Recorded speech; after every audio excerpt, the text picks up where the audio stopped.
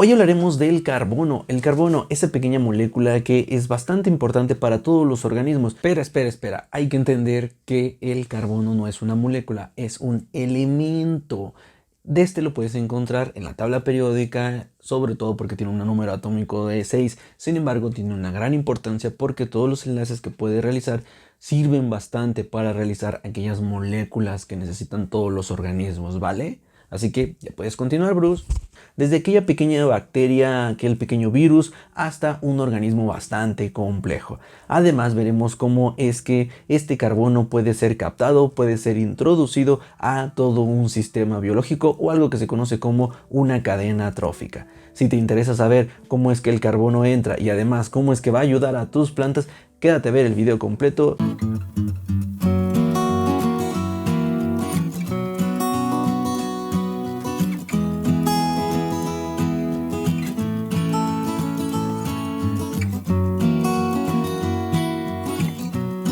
Bueno, primero que nada hay que hablar un poco sobre el carbono. El carbono principalmente es un elemento que se necesita para formar bastantes cadenas de todas las moléculas que llegamos a tener en el cuerpo, desde carbohidratos, lípidos, y esto se debe principalmente porque tiene una buena captación de realizar diversos enlaces para captar otras moléculas y formar grandes estructuras.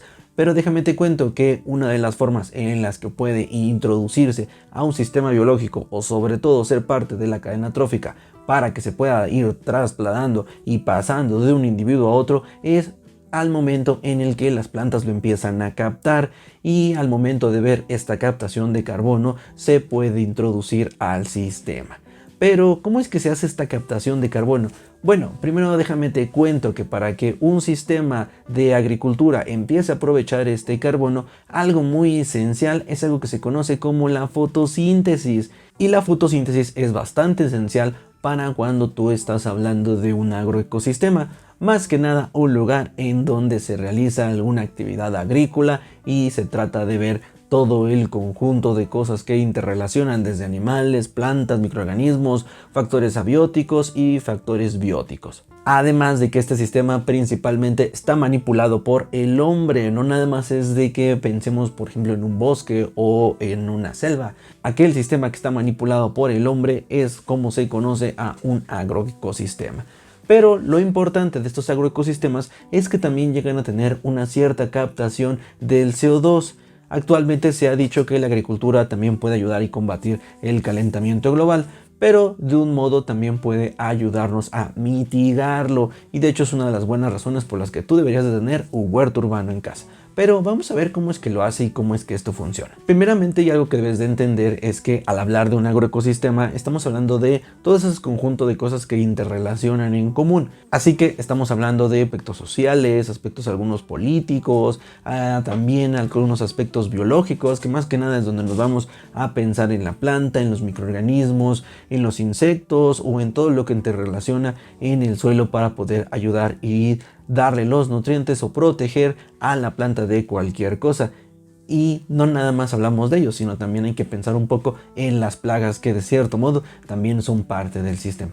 Sin embargo, a partir de la revolución, los sistemas agroecológicos han tenido un gran auge, sobre todo porque se empezó a buscar que estos aumentaran en gran medida la producción para poder beneficiar a la cantidad de comida que se necesitaba. Y en estos agroecosistemas siempre debe de existir un flujo de energía. Eso significa que cuando algunos organismos empiecen a sintetizar algunos compuestos como carbohidratos, lípidos o cualquier cosa que lleguen a necesitar, también pueden traspasarlo para otros. Y aquí es donde entra la genialidad de las plantas, porque de hecho al principio de esta cadena de transporte de energía se encuentra principalmente las plantas, por ser unos organismos autótrofos que llegan a sintetizar sus propios compuestos. En este video no vamos a hablar de todo lo que sintetizan, pero sí vamos a hablar de cómo es que ayudan a la fijación del carbono en el suelo o también a la introducción de ese carbono que hay, y lo pasan sobre todo a los demás animales o a los demás individuos en la cadena trófica. Algo que debes de recordar y tener en cuenta es el ciclo del carbono. El ciclo del carbono, por su generalidad, principalmente tiene a las plantas. Estas plantas se encargan, como mencionamos, de captar el carbono del ambiente, introducirlo a suelo o al mismo tiempo introducirlo y pasarlo a los demás animales que se alimenten de él. Además de que otra forma de captarlo en el suelo es por los microorganismos que se encargan de degradar aquella materia orgánica que tú colocas o que el mismo sistema llega a colocar, por ejemplo en los bosques, la hojarasca y toda la materia que queda dispuesta en el suelo. Pero algo interesante aquí es el proceso de la fotosíntesis. ¿Por qué? Porque el proceso de la fotosíntesis llega a captar moléculas de CO2 del ambiente, que es una forma en la que el carbono está dispuesto en el ambiente, y lo lleva a producir esas moléculas de azúcares. Esas moléculas de azúcares sirven para que la planta sintetice varias de sus funciones, produzca energía y al mismo tiempo los pase a algún depredador. Pero no nada más sintetizan aquellas moléculas de azúcares, sino también puede sintetizar algunos compuestos como aminoácidos que sirven para formar algunas proteínas, que es estructura de sus partes vegetales. Pero ¿cómo lo hace? Déjame te platico también que las plantas tienen 3 tipos de respiración. Uno se conoce como C3, C4 y respiración K. Estos 3 tipos de respiración son los que ayudan a fijar esa parte del carbono. Normalmente la fotosíntesis se divide por fase luminosa y fase oscura. Una se dedica a producir la energía que se va a usar y la otra es aprovechar esos carbones del ambiente y a formar esas moléculas que se van a necesitar. Hay algo que se conoce como el ciclo de Calvin y en este ciclo es en donde se ve diferenciada todo lo que se conoce como C3, C4 y K. A pesar de que el sistema C3 es el que está presente en casi el 80% de todas las plantas, el sistema C4 y el CLAM resultan ser unos sistemas que ayudan mucho a mantener una buena reserva de agua, al mismo tiempo de que captan CO2 y se ven un poco diferenciados por el tiempo en el que lo realizan.